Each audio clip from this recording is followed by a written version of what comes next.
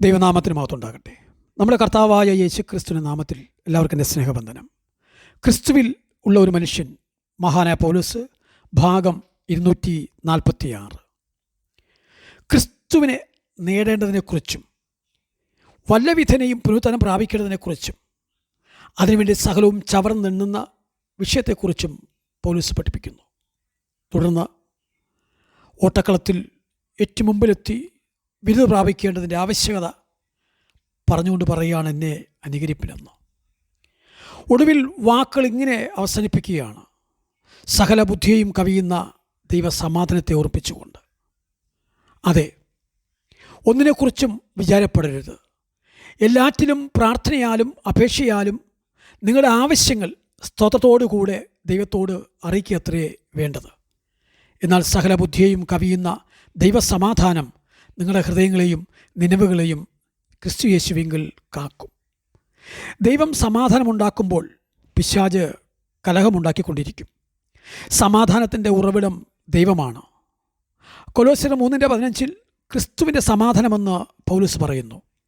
നമ്മുടെ കഴിവും അറിവും എല്ലാം ഉൾക്കൊള്ളുന്ന അറിവിനും അപ്പുറമാണ് ദൈവത്തിൻ്റെ സമാധാനം. ലോകത്തിൽ ആർക്കും തന്നെ സമാധാനം ഉണ്ടാക്കുവാൻ കഴിയുന്നില്ല. സമാധാനമില്ലാത്ത അന്തരീക്ഷത്തിൽ, സകലവിധ സമാധാന ഭംഗങ്ങളുടെയും മധ്യത്തിൽ സമാധാനം ഉൾക്കൊള്ളുവാൻ മനുഷ്യർക്ക് അസാധ്യമാണ്. എന്നാൽ ദൈവഭക്തിയിൽ നിന്ന് ഉടലെടുക്കുന്ന സമാധാനം സകല ബുദ്ധിയും കവിയുന്നതാകയാൽ അവൻ സമാധാനം ഉൾക്കൊള്ളുന്നു. ദൈവസമാധാനം പ്രാപിച്ചവൻ പുതിയ കാഴ്ചപ്പാടുകളിലൂടെ ഉയർകൊള്ളുന്നു. സമാധാനം ഉൾക്കൊള്ളാത്ത ചിന്താകുലം ഒരുവൻ്റെ മനസ്സിനെ ബലഹീനമാക്കുന്നു. ആകുല ചിന്ത അവനെ പിന്നെയും അസ്വസ്ഥനാക്കുന്നു. ചിലർ പിന്മാറ്റത്തിലേക്കും, ചിലർ മനസ്സിന് സമനില തെറ്റിയ സ്ഥിതിയിലേക്കും, ചിലർ ആത്മഹത്യയിലേക്കും വഴുതിപ്പോകുന്നു. എന്നാൽ ഒന്നിനെക്കുറിച്ചും വിചാരപ്പെടരുതെന്ന് പറഞ്ഞ കർത്താവ് സകല ആശ്വാസങ്ങളുടെയും ദൈവമാണ്. സ്തോത്രത്തോടു കൂടിയ പ്രാർത്ഥനയും അപേക്ഷയും സമാധാനം ഒരുവനിൽ വാഴുവാൻ അനുവർത്തിക്കേണ്ട നടപടിക്രമമാണ്. അതെ, തുടർന്ന് പൗലോസ് പറയുകയാണ്, ഉള്ള അവസ്ഥയിൽ സംതൃപ്തിയോടെ ഇരിക്കാൻ ഞാൻ പഠിച്ചിട്ടുണ്ട്. അതെ, സംതൃപ്തിയോടെ ഇരിക്കാൻ പഠിക്കുക. എല്ലാ അവസ്ഥയിലും ഇരിക്കാൻ പരിശീലിച്ച പൗലോസ് ഇവിടെ സംതൃപ്തിയോടെ ഇരിക്കുവാൻ താൻ പഠിച്ചിട്ടുണ്ടെന്നും പറയുന്നുണ്ട്. സംതൃപ്തി എന്ന വാക്ക് ഇവിടെയും 1 തിമോത്തി 6:6 പ്രയോഗിച്ചിരിക്കുന്നു. ഇവിടെ 4-ാം അധ്യായത്തിൻ്റെ 11-ാം വാക്യത്തിലും. ഉള്ളതുകൊണ്ട് തൃപ്തിപ്പെടുവിൻ എന്ന പ്രയോഗം അലംഭവത്തോടു കൂടിയിരിക്കുന്നതിന് സമമായിട്ടുള്ളതാണ്. ഞാൻ ഉള്ള അവസ്ഥയിൽ സംതൃപ്തനായിട്ടാണ് ഇരിക്കുന്നത്, എന്നാൽ നിങ്ങൾ എങ്ങനെയാണ് എന്ന് തന്നെത്താൻ അളക്കുവാൻ പൗലോസ് ഇവരോട് ആവശ്യപ്പെടുകയാണ്. മാത്രമല്ല, എൻ്റെ ദൈവമോ നിങ്ങളുടെ ബുദ്ധിമുട്ടൊക്കെയും മഹത്വത്തോടെ തൻ്റെ ധനത്തിനൊത്തവണ്ണം ക്രിസ്തു യേശുവിൽ പൂർണ്ണമായി തീർത്തു തരും.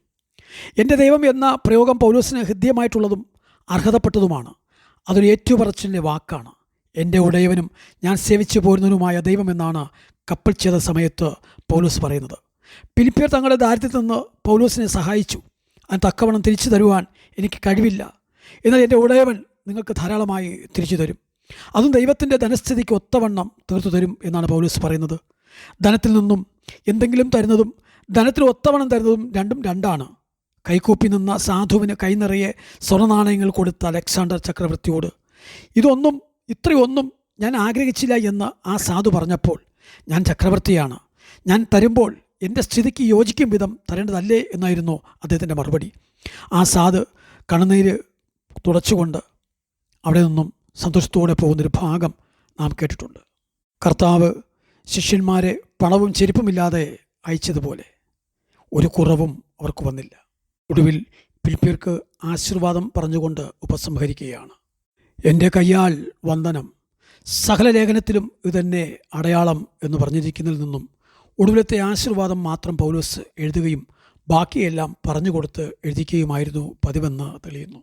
എന്നാൽ ഗലാത്യ ലേഖനം മുഴുവനും പൗലോസ് തന്നെയാണ് എഴുതിയെന്നും വിശ്വസിക്കപ്പെടുന്നു. പൗലോസിന്റെ കൂടെയുള്ള തിമോത്തിയോസ്, എപ്പഫ്രൊത്തോസ്, തിഹിക്കോസ്, ഒനസിമോസ് എന്നിവരെ കൂടാതെ കൈസരുടെ അരമിലുള്ളവരും മാത്രമല്ല അകമ്പടി പട്ടാളത്തിലുള്ളവരും ഒക്കെ ചേർത്തുകൊണ്ട് വന്ദനം പറഞ്ഞ് കത്ത് അവസാനിപ്പിച്ചു. അടുത്ത ഭാഗത്തേക്ക് വരാം.